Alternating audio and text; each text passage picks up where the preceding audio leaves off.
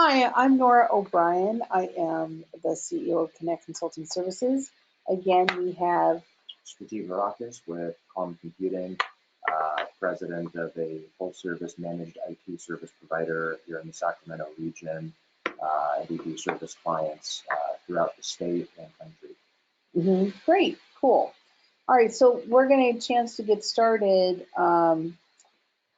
We are going to talk about how to back up your business before it's too late. We're going to give you some cautionary tales.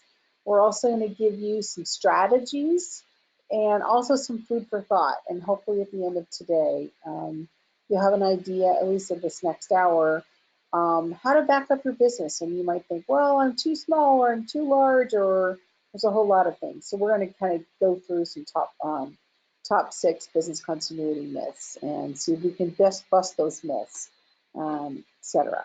So moving right along here. Okay, again, top 5. So again, I'm Nora O'Brien from Connect Consulting, and here's a bio slide for me. So I'm the CEO of Connect Consulting Services. We do emergency management and business continuity planning, training, drills, exercises, compliance, audits, all that other good stuff, risk assessments. We've been around since 2009, and when I was looking at Stratees, we've both been in business for 10 years, which is a good amount of time. But what we do is work with our clients. Our deep expertise is in vulnerable populations and disaster, and how we can support your business on the response side, on the planning side, but more importantly on the recovery side when disaster strikes. So I have a master's degree with public affairs and the concentration of disaster and emergency management. I also am a certified emergency manager from the International Association of Emergency Managers. I know that's a mouthful. Also served as the healthcare caucus chair for 2 years for IAEM, and FEMA instructor in my spare, with air quotes, time. And then Connect Consulting, we were named the Women-Owned Business of the Year by Sacramento SBA. So pretty exciting stuff. And I'm Stratees with Calm Computing. We also did start our business in about 2009, based here in Sacramento, but due to the nature of our work, we can and do support clients throughout the state and country. I've got a background working for Itll and Earthlink. Did some computer courses in college, and I minored in information sciences. And Calm Computing is a full-service managed IT service provider. So we can do everything from the physical infrastructure, so cabling, firewalls, servers, desktops, laptops, all the way up to the software and cybersecurity side of it. So we can help with the hardware, kind of the nuts and bolts of actually implementing disaster recovery and backup systems and solutions. And then Nora's team specializes in, how do we actually execute on that and ensure that we're getting the proper systems in the proper places. So we kind of, work well together in that regard. For sure. Okay, moving right along here. Not everyone's as familiar with GoToWebinar. I mean, there's other webinar systems out there. But if you want to ask a question, we certainly will take questions throughout the presentation. But let's say we're talking and you don't want to forget it. What you can do is you have the control panel for questions here. You put your question below and hit who do you want to send it to, just the panelists, to everybody. You have that option and hit send.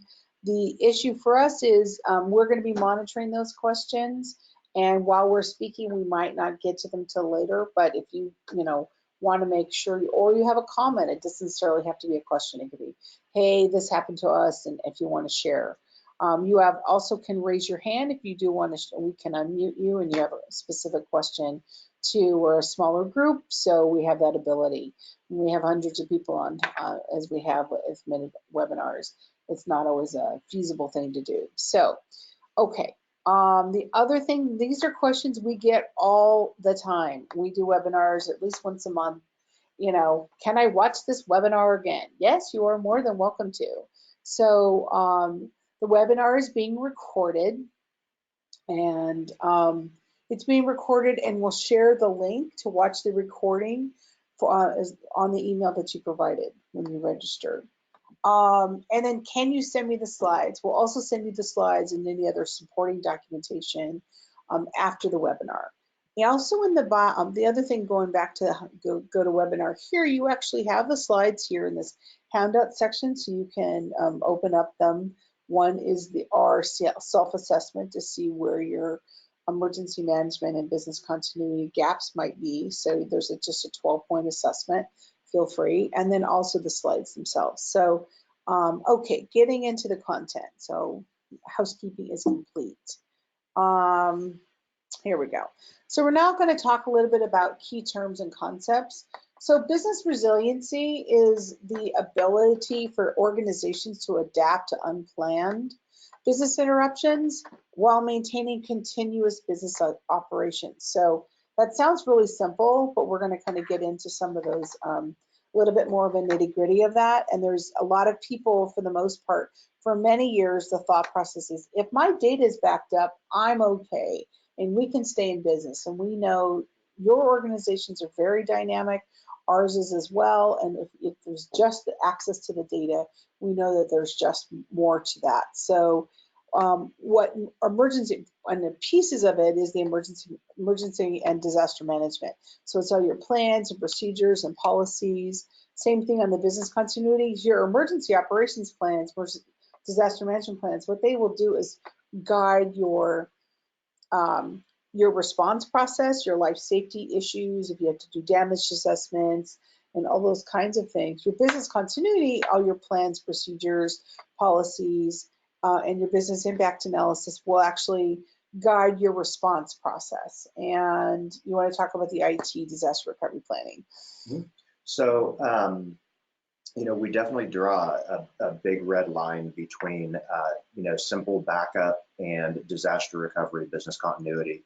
A backup is, you know, you have a duplicate or a copy of your files somewhere, but any business with more than a handful of employees, and especially if you have a server or multiple servers, I think you could imagine where if your data, your server went away somehow, that's great if you can access your backup, but well, now what? You know, where do we store this stuff? How do we share it out? How do people access it? As we're working on this new data we've downloaded, how do we back that up? There's a lot of technical things to that people don't necessarily think through. So that's what we're hoping to shed some light on here of why it's so important. You know, we've got some real world case studies, you know, from both of our professional experiences that we hope will educate everybody. Okay, great.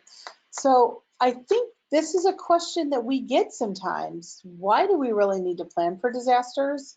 You know, we do want to say that, you know, we are not, I think Strati and I are both in the fields that we work in and the clients that we work with. This is not the sky is falling. You need to plan for everything. Oh my God, oh my God, oh my God.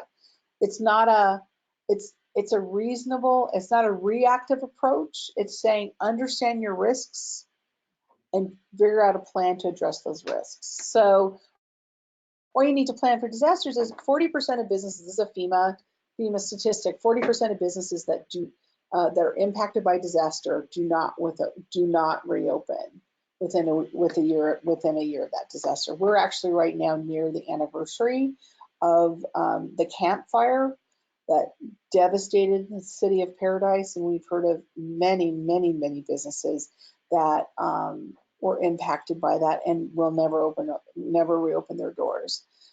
There's also on this hot link, and there's actually a number of hot links throughout this presentation, this disaster safety business tips.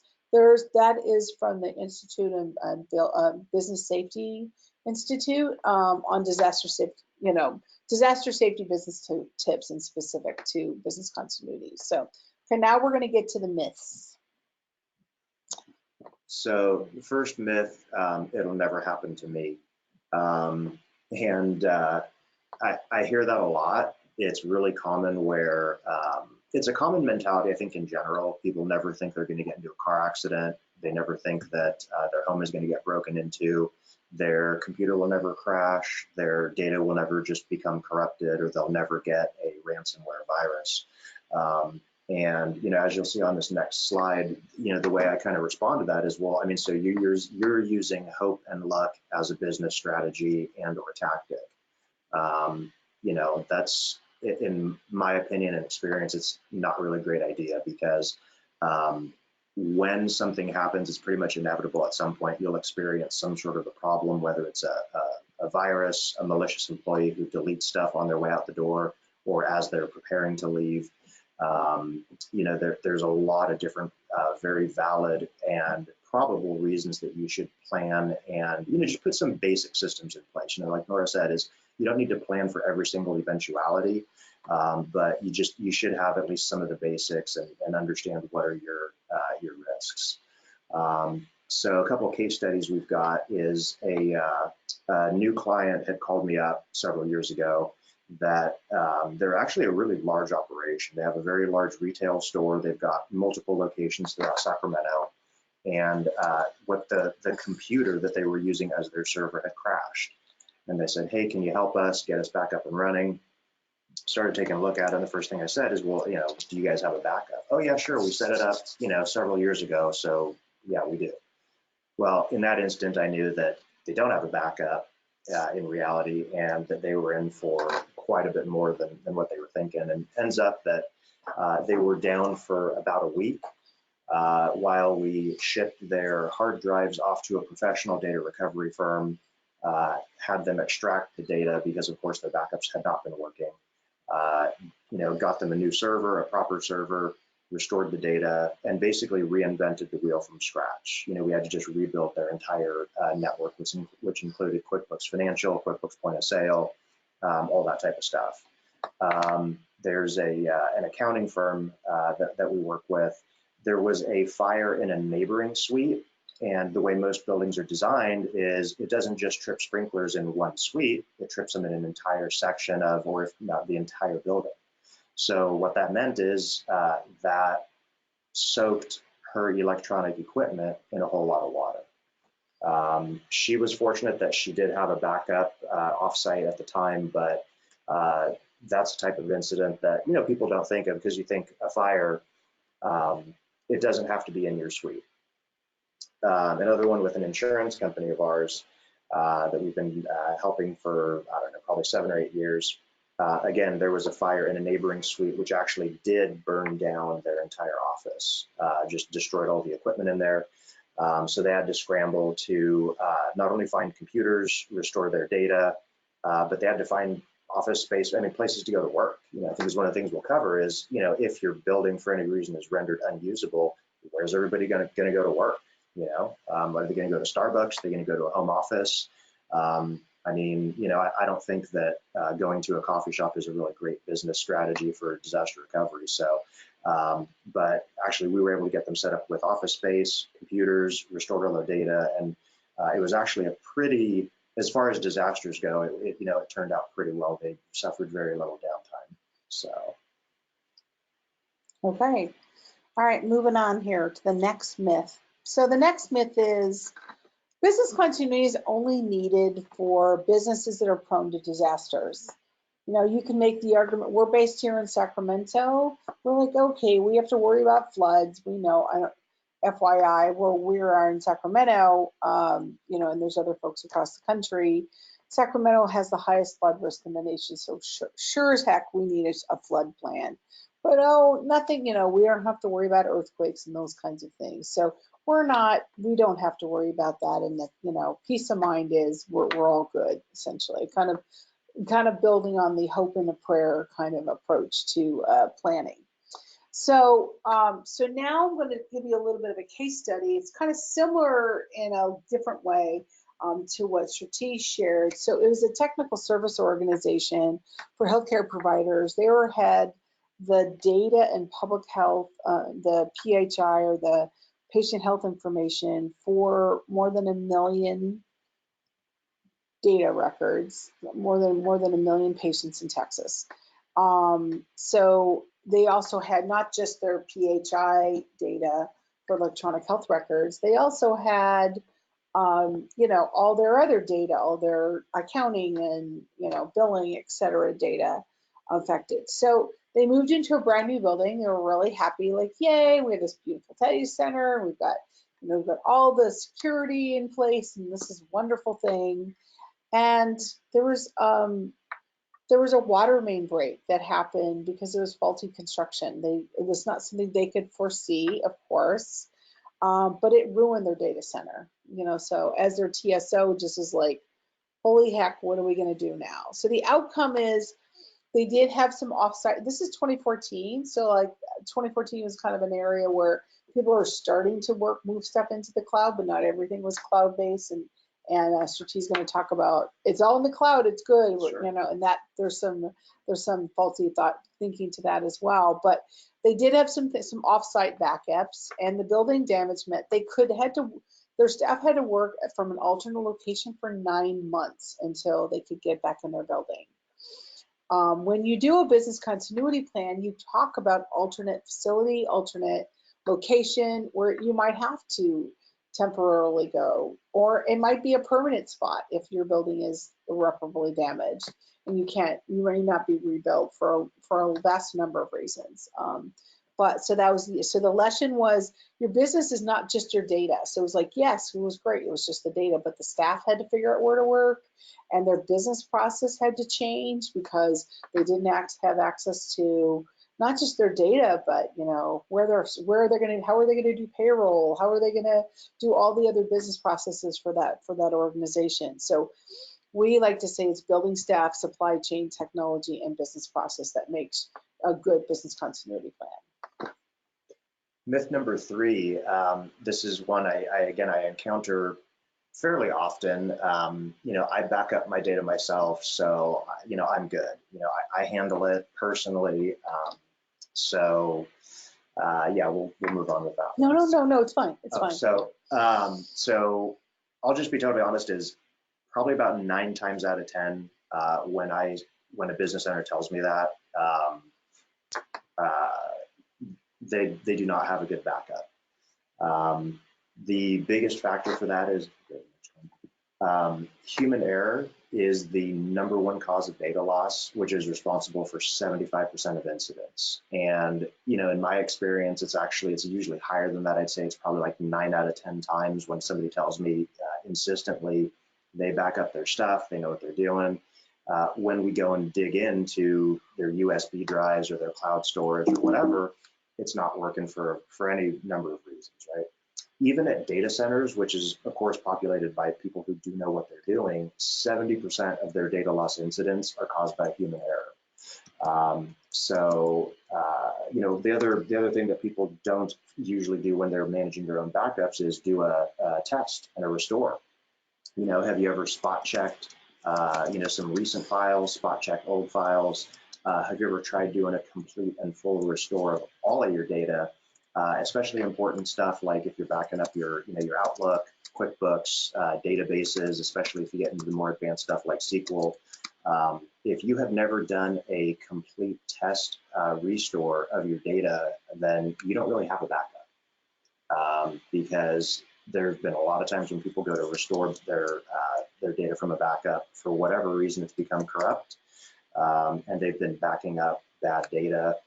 There's an endless variety of situations that can occur. So that's that. Great. Okay. All right. Moving on here. We're already at myth 4. I don't need a written plan. I already know what to do. Our people already know what to do.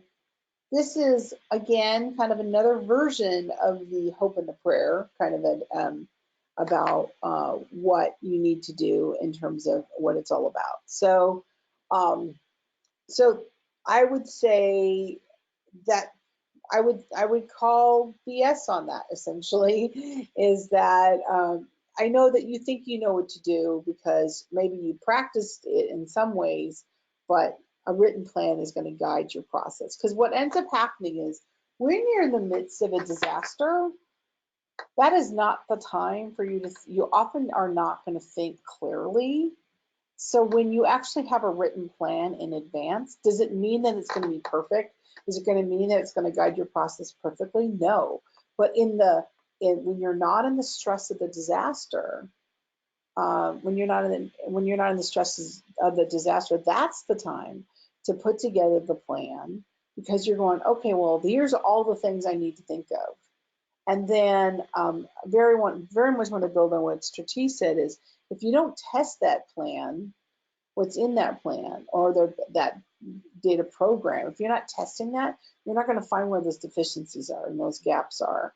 So a lot of people too develop a plan, or maybe you have a plan or you have one that's very minimal, but you never test it. If you don't test it, you're not going to find where those gaps are, and then you're going to be, unfortunately, left out in the cold when you actually have the disaster. So one thing that a lot of people do, and this is pretty standard, when disaster recovery, kind of the field of business continuity, I mean, it's been around for a long time and it's kind of evolved over time. More and more people use computers in order to, in their daily life, in their work life, there was kind of the prevailing thought was, well, I just need to back up my data and I'm okay and I can stay in business. But if you think about it, a really comprehensive business continuity plan is data and IT are absolutely critical to that part of it, but it's only one piece of it. So there's a lot of dependencies for each of your business process. So data IT is one piece of it, and sometimes it may or may not be dependent. If it's payroll, if it's media outreach, is it patient care, is it whatever you do in your daily life. But when you have a comprehensive business continuity plan, you've already thought about what are my data dependencies.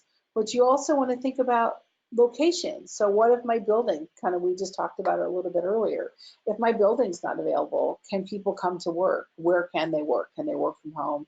Can they work at a Regis? Can they work elsewhere? Do I have more than one site that I can move them to temporarily or maybe permanently? The other piece of that is your staff. Like in some disasters, kind of going back to the earlier session, and some people think I need to plan for every disaster. Well, the water main break, that only happened to their building. It wasn't a presidential declared disaster that impacted 1 million people. It was one organization, their building, unfortunately let them down, and it still meant that they were not be able to continue, and it was a challenge for them to continue as an organization. So your staff may not, let's say there is a major disaster, maybe that's a major earthquake or flood or fire or whatever it may be, obviously, or we've been dealing with the power shutoffs in California, the public safety power shutoffs. If your staff can't get to you, can't get to work, that's another piece. And the kind of the rule of thumb when you plan for any kind of disaster, 30 to 40% of your staff may not be there. How are you going to do with those staff shortages? What are your workarounds to figure out where your staff are going to be? How can they work? How can they, can they work remotely? Again, figuring that out. So staff is a real critical piece of your business continuity plan. And would your staff know what to do? Again, the whole plan is guiding you about what you're going to do when you're going to do it. The other thing is supply chain. A lot of people think, oh, well, I'll always have access to computers and power and all the materials that we need for our manufacturing or whatever it is. We know in disasters, supply chains break, and they break often very quickly. So you might be able to stay in business, but that supply chain, let's say your supply chains break and you can't figure out another way to get around getting access to whatever materials you need to run your business. Supply chain is really crucial. And then your business process. So how you do payroll, how you do your business, how you do marketing or whatever the things that you do. What is your business process? Have your staff, do you have that written down and figured out what that is, and that's what a business continuity plan does. When we write a plan, we just go, oh, that's nice that you do payroll. Well, how do you do payroll? And what are your dependencies? Do I need IT? Do I need staff to do that? Do I need to do it in my building, or can I do it remotely? Do I need supply chain, or do you need access to my vendors, or whatever that is? So, and you write that down and identify what those recovery strategies are and those workarounds. That's what a business continuity plan is. And so and a lot of people just think, well, if I just have IT, and it's, again, one critical piece, but there's so much more to your business. And then one last thing on the plan is that supply chain, I just want to talk about also another concept about supply chain. So we're based in Sacramento. We had this great pot pie place that was based in Placerville. They're called Z Pies. They're in business for a really long time, 10, 15 years. And we would go out to Placerville on the way to Tahoe, and we'd stop and get our little pot pies, and it was great. So that little company had to stop doing business because they lost access to their critical supply chain, and they couldn't get it fast enough in order to stay in business. So again, supply chain, another critical piece of that. And when we lost access to our favorite pot pie place, that's a sad thing. So, but supply chains are really important, just an important thing. Since we're on that topic, I'll kind of piggyback on that. Is something that I've become aware of is apparently a lot of companies across a variety of industries, including very troubling, is healthcare, are switching to just-in-time delivery and inventory systems. And obviously there's a lot of debate being sparked of, is it really a great idea for a hospital like a trauma center of all places to wait until they need stuff to order more supplies? And some of the reading I've been doing is that, yeah, you're right, supply chains are very fragile. They can become disrupted for any one of a number of reasons. And so we can't always count on having fast internet, having access to the server, things of that nature. So that's something that it's absolutely needs a lot of consideration. Okay, great. All right, so this is Strati, and he's got a lot to share about disaster recovery is expensive. Mm-hmm. So, I think there's an incorrect perception that a lot of people have that when you start talking about, disaster recovery and business continuity, that because it sounds kind of complex, that it must therefore be expensive. But, the reality is not really the case.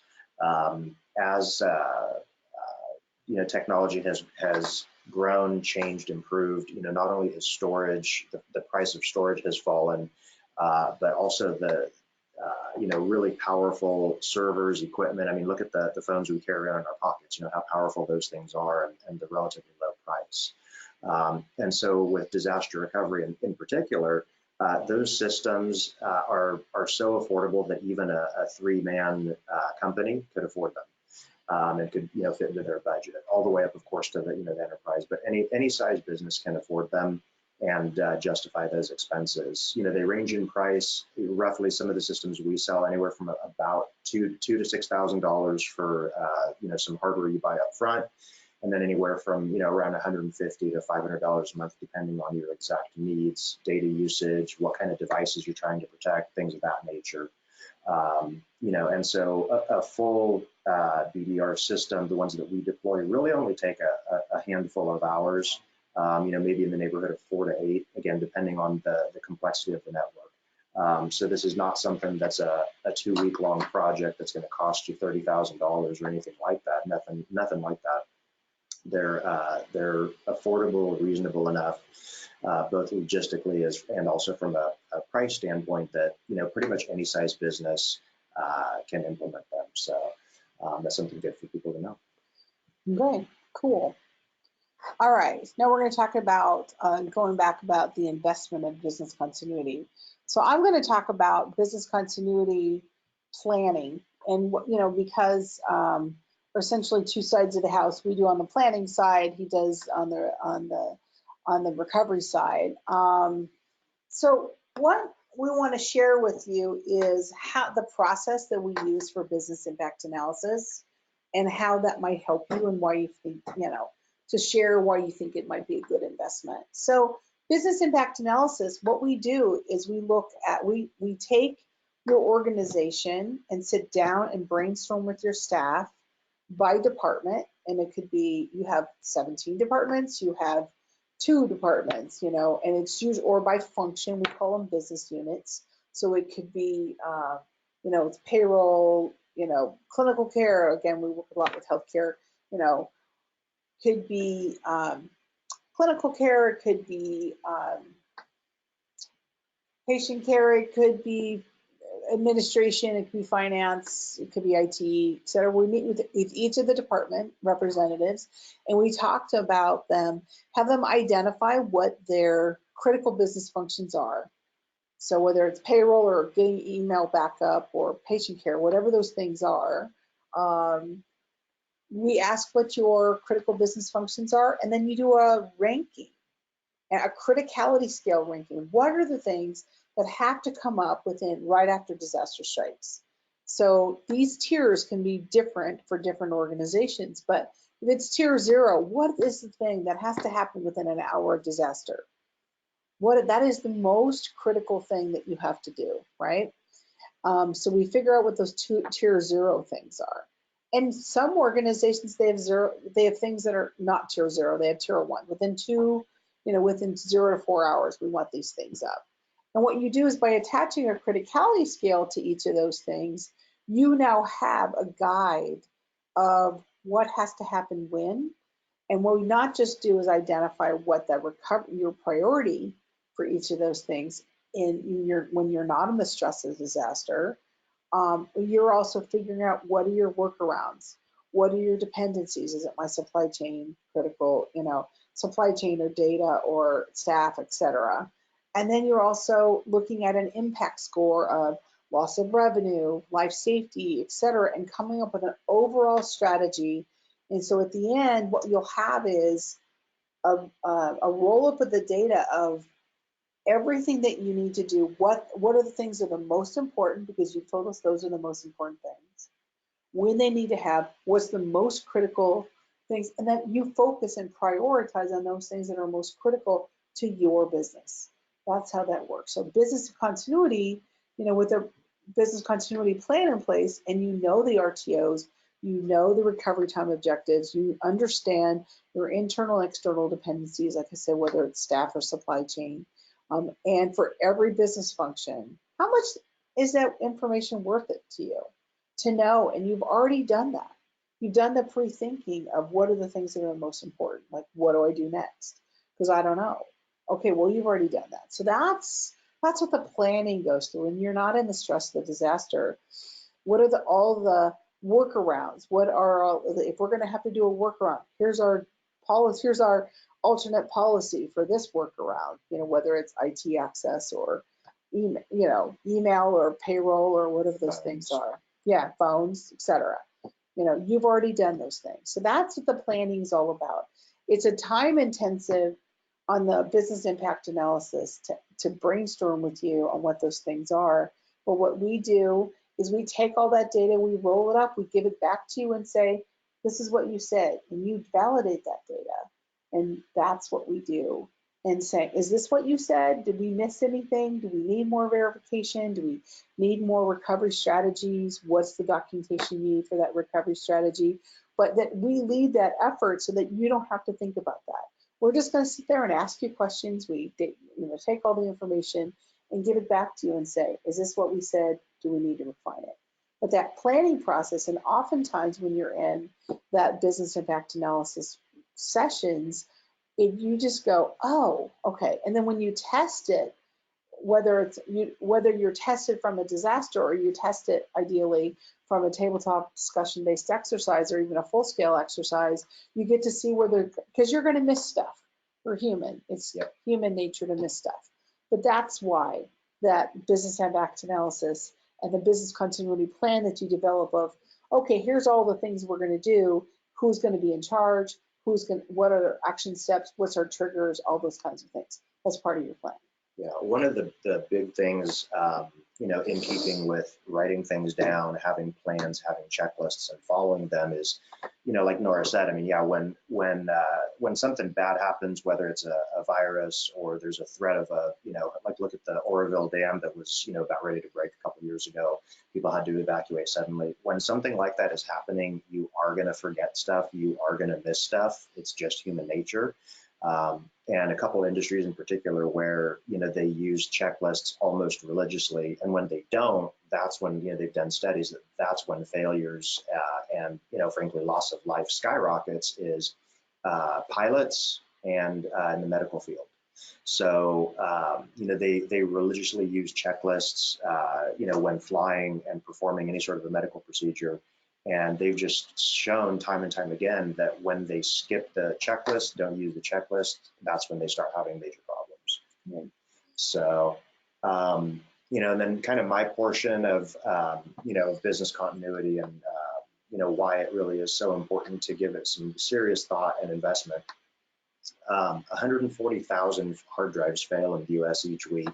Hard drives are absolutely the weakest link in any computer, right? We plan on hard drives failing in IT. That's why servers are built with multiple hard drives.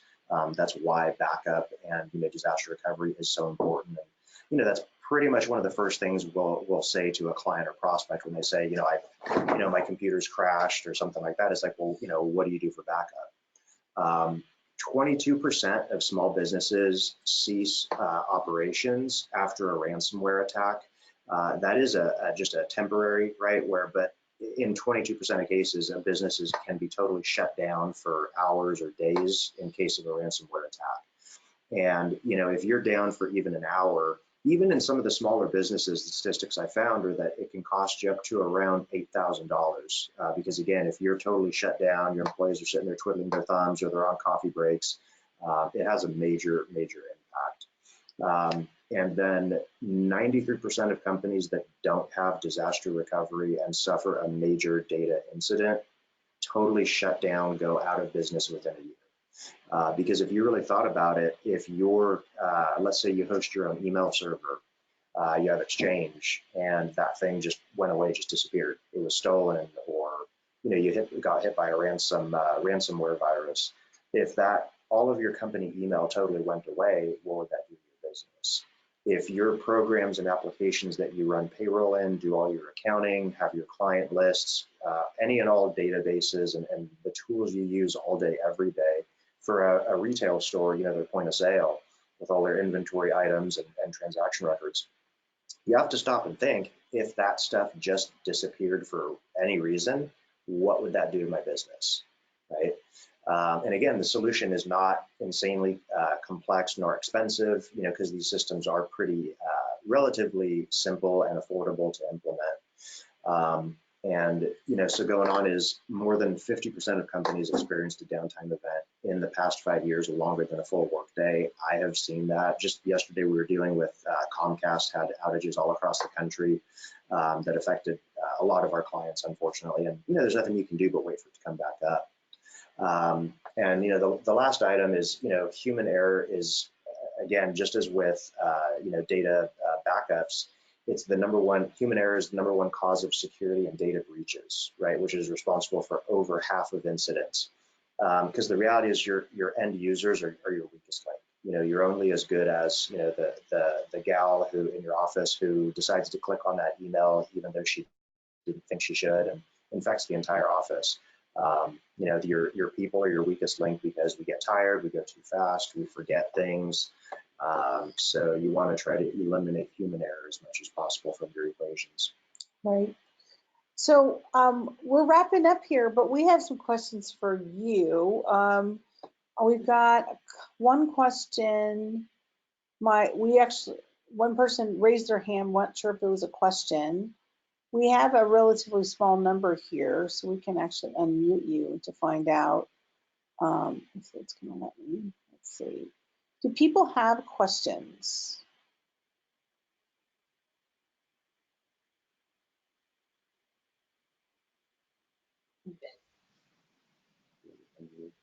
Yeah, I'm unmuting folks right now. people have questions?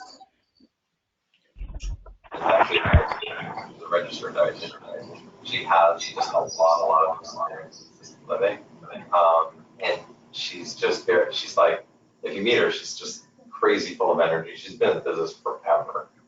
So I just, she's just a really good person to move with it, and she was so excited to move with it.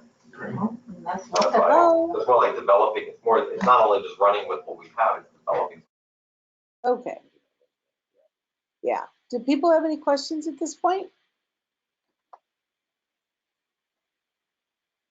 Has anybody listening, have you guys ever had any sort of a cyber incident, meaning, any sort of a ransom virus? Those are unfortunately common. I mean, does everybody know what those are? Is everybody fully aware? Because they're by far the most common type of cyber threat. Does everybody know what those are? And has anybody had been impacted by something like that? You can raise your hand and we can unmute you.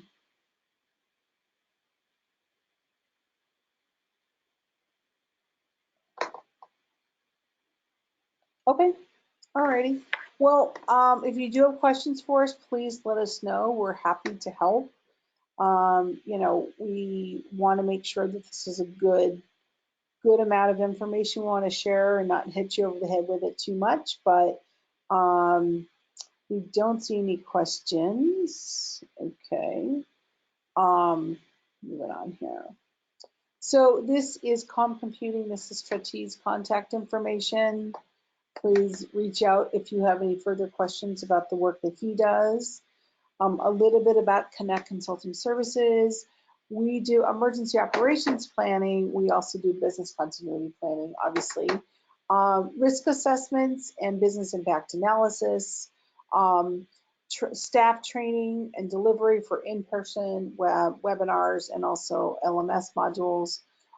Conference speaking, keynotes. So if you're part of an organization and you're looking for a speaker, please let us know, because we speak at a lot of conferences all over the country.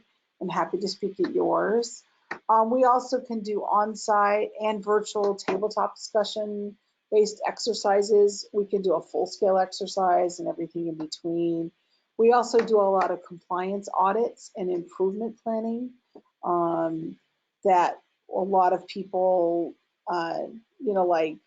it's nice to have a fresh set of expert eyes to look at your plans, to look at your process, to see how we can improve and have you meet those regulatory requirements. This is a little bit about CMS Emergency Preparedness Toolkit. For those of you that are healthcare providers, we have a toolkit on emergency preparedness that helps you meet those exercise requirements and training and planning requirements. You can purchase our toolkit for just $500. You get 2 hours of consulting. You get the 2020 version for free. That's a hot link right there. And so you can go straight to as a direct download for our website. And you also if you wait to purchase, you get the 2020 version for free, but the price is going to go up after January 1 because there's been significant regulatory changes. And let's see, if you want more webinars, we do have a host webinar at least once a month. You can also, if you want to have questions about your business continuity or emergency management plans, training drills, exercises, or compliance, you can book a call from this link directly and we'll be happy to talk to you. And then register for our free webinars and join our monthly newsletter. So that's our contact information. And we're actually going to give you, how often does this happen? You get 15 minutes, 17 minutes of your day back. Thank you so much for joining us. We really do appreciate it. If you have questions, please reach out. Also subscribe to our YouTube channel. That's our new thing. And these slides will also be posted to our YouTube channel. Thanks so much. Take care. Thanks, everybody. All right. Bye. Thanks for joining us. Treti, thanks you for joining us as well. Thank you, guys. All right. Bye.